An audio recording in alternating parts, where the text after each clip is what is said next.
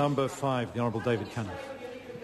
Mr. Speaker, to the Minister of Finance, what is the total impact on the operating balance over the forecast period of the fiscal impact of the tax changes in Budget 2010, according to page 70 of the 2010 Budget and Economic Fiscal update, and how does he reconcile that with the Prime Minister's statement of the House yesterday that, quote, National's tax plan 2010 was fiscally neutral, close quote? Honourable Bill English.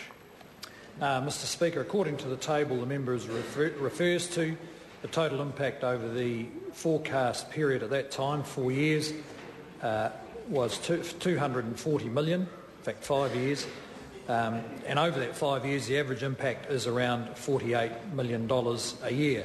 In a tax package that involves many billions of dollars of reductions in income tax and increases in GST, this is a very small net impact, and as the member will see, in the final year of that tax package shows a positive fiscal impact, which means that as time goes on, that tax package will result in the Crown collecting more tax, not less. The Honourable David Cunliffe. Point of order, Point of order, the Honourable David Cunliffe. Mr. Speaker, in view of the fact that the primary question was very specific in relating to page 70 of the budget, which shows a fiscal hole of $1.085 billion over 4 years, I seek leave to table that. Oh, if the member is seeking leave to table a document, he should have made that clear. He's seeking leave to table a document from the budget. From page 70 no, we don't table documents. $1.085 billion fiscal hole. We don't table pages from budget documents. We all have those. Speaker, supplementary question, Honourable David Cunliffe.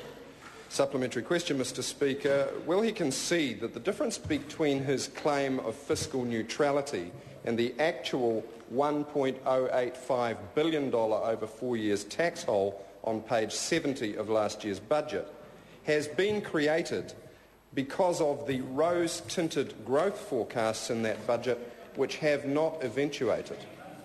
The Honourable Bill English. Mr. Speaker, no. And as I've explained to the member, and in fact have tabled a summary of figures from two budgets and the late 2008 tax package, the government's tax changes, of which there are three significant ones: the tax package in December 2010, the tax package in December 2008, and the announcements in the 2009 budget where we actually cancelled two tranches of tax cuts, have had the overall effect that the government's tax take has actually increased. And as if the member looks at the budget, he'll see that tax as a percentage of GDP is rising. The Honourable David Cunliffe. Mr. Speaker, which, if any, of the following four tests of a successful budget: building a stronger economy, promoting savings and New Zealand ownership of New Zealand assets, tackling the rising cost of living, and promoting debt reduction and fiscal responsibility, which of those is met by borrowing for tax cuts? The Honourable Bill English. Well, Mr. Speaker, the member, in fact, the budget tomorrow will pass all those tests. The member persists in an error. He is wrong to say that the tax changes implemented by the national government have meant borrowing for tax cuts. They have not. In fact, he has spent a lot of time complaining about the tax changes we implemented to fund income tax cuts, such as the increase in GST, the abolition of the R&D tax credit, and changes in KiwiSaver subsidies. The published budget documents show that over three significant sets of tax changes, the government's tax packages actually raise more revenue. In fact, they reduce borrowing. We have not borrowed to fund tax cuts. And it doesn't matter how often the member says it, he is wrong. Supplementary. The Honourable David Cunliffe. Let's get to the bottom of this one, Mr. Speaker. When the Minister has, by his own budget documents,